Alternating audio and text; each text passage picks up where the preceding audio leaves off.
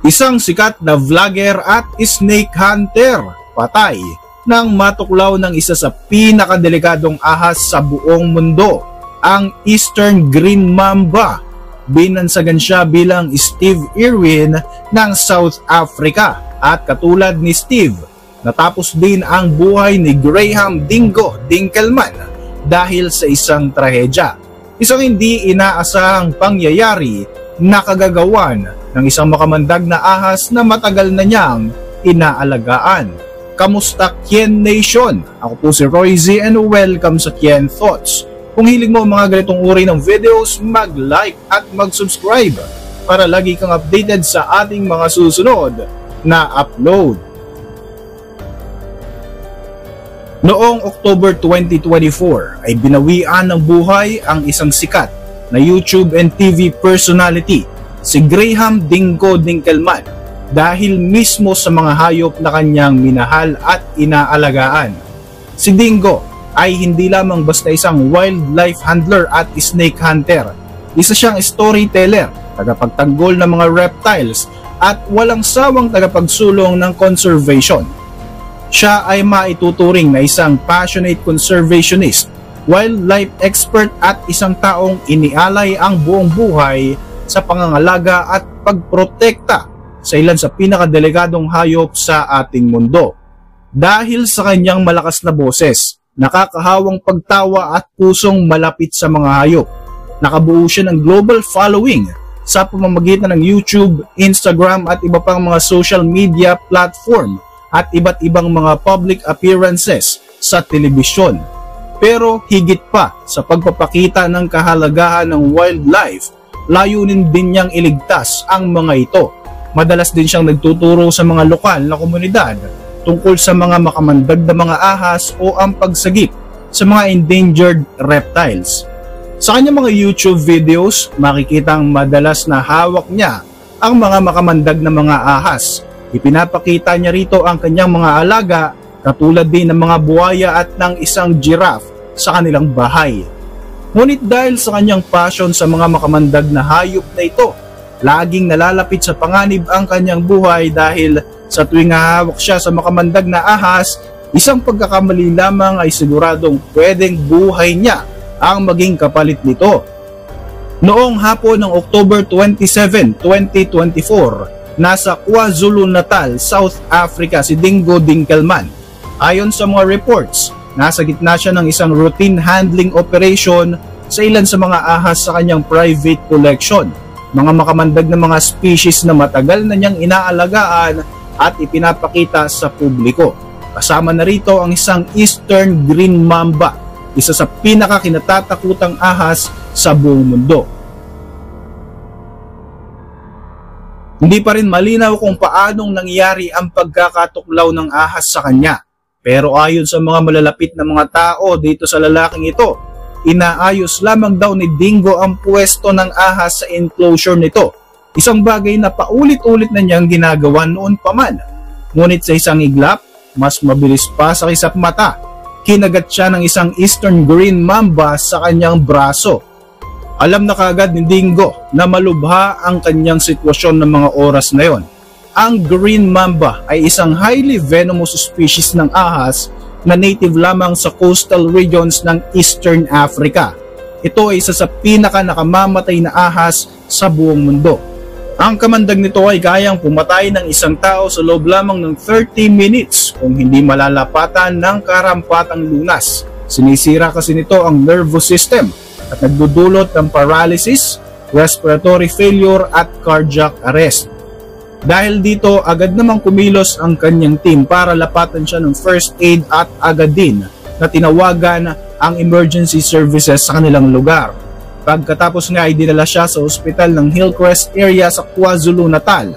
Ngunit mabilis kumilos ang laso ng Green Mamba. Dahil allergic si Dingo sa snake venom, naging dahilan nito ng pagkakaroon niya ng anaphylactic shock. Sa kabila ng pagsisikap ng mga doktor, mabilis na lumala ang kondisyon ni Dingo at sa kasamaang palad, tuluyan na nga siyang pumanaw sa edad na 44 years old makalipas ang isang buwang pamamalagi sa ICU habang nasa coma. Iniwan ang kanyang asawa, mga anak at milyong-milyong taga-subaybay na nagmamahal sa fearless snake whisperer. Palaging sinasabi ni Dingo na ang kaalaman at pagrespeto sa mababangis na mga hayop ang tunay na proteksyon ng tao. Ngunit kahit pa gaano ka kahanda at gaano ka pa nag-iingat, hindi pa rin natin masasabi kung kailan darating ang isang aksidente. Mabilis namang kumalat ang balita ng pagkamatay ng tinaguriang Steve Irwin ng South Africa. Bumuho sa mga mensahe ng kalungkutan at pagpupugay sa kanyang YouTube channel. Nakidalamhati rin ang buong wildlife community sa pagkawala ng isang matapang at passionate na boses para sa mga delegadong mga hayop. Madalas siyang ikumpara kay Steve Irwin, ang legendary Australian crocodile hunter na nasawi naman sa stingray attack noong 2006. Ang dalawang ito ay pareho ang layunin, ang ipakilala ang mga tao sa mundo ng mababangis na mga hayop. Hindi para gawing libangan kundi para gawin itong inspirasyon. At sa isang malungkot na kapalaran, pareho rin silang namatay habang ginagawa ang kanilang passion. Kien Nation, kung gusto nyong malaman ang buong kwento ng huling sandali ni Steve Irwin, ilalagay ko ang link sa description ng video na ito.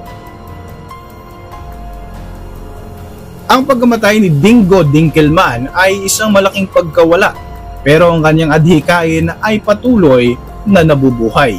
Katulad ni Steve Irwin, ang mensahe ni Dingo Dinkelman ay mananatili sa mga taong sumusuporta sa kanya.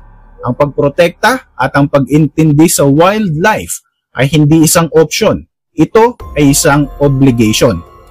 Bilang honor sa kanyang alaala, ilang conservation groups ngayon na nagsusulong ng mas maigpit na safety training at public awareness sa Africa tungkol sa mga makamandag na mga ahas. Ipinangako naman ng kanyang asawa at ng kanyang team na ipagpapatuloy ang kanyang nasimulang misyon. Konting trivia lang tayo, Kien Nation. Ano nga ba ang dapat gawin kung ikaw ay matuklaw ng isang makamandag na ahas? Bagamat bihira ang mga tao na namamatay dahil sa tuklaw ng ahas, mahalagang alam pa rin natin kung ano ang mga hakbangin para sa ating kaligtasan. Number 1, manatiling kalmado. Kapag bumilis kasi ang tibok ng iyong puso, mas mabilis kumakalat ang lason. Kaya naman siguruhin kumalma at huwag masyadong magkikikilos. Number 2, tumawag ka agad ng emergency services. Sabihin na ito ay snake bite para agad na maasikaso at makapagdala sila ng anti-venom. Number 3, huwag nang habulin o hulihin pa ang ahas. Hanggat maaari, alamin mo lang mabuti ang itsura at i-report mo ito sa attending physician. Number 4, iwasang igalaw ang apektadong bahagi kung saan ka natuklaw o nakagat ng ahas. Kung kaya, panatilihing mas mababa sa level ng puso ang bahaging ito ng iyong katawan. Number 5, tanggalin ang mga singsing, mga relo o kahit anong masikip na damit bago magsimulang mamaga ang bahagi na natuklaw ng ahas. Number 6, huwag gumamit ng tourniquet o ng home remedy. Number 7, bantayan ang paghinga at pulso. Kung mawala naman ng malay ang biktima, pwedeng gamitan ng CPR. Tandaan na ang bawat segundo ay mahalaga sa ganitong pagkakataon. Ang anti-venom at agarang atensyong medikal lamang ang tunay na lunas sa ganitong sitwasyon. Huwag nang dalhin pa sa mga albularyo o kung saan-saan pa ipasipsip ang kamandag para masigurong mas malaki ang chance na makasurvive ng biktima. Para sa inyong mga reaksyon, mag-iwan lang ng komento sa ibaba ng video na ito. Para manatiling updated sa ating mga susunod na upload, siguruhing mag-subscribe. I-like mo na rin ang ating mga videos bilang suporta. Muli, ako po si Royzy at maraming salamat sa patuloy na pagsubaybay sa ating channel.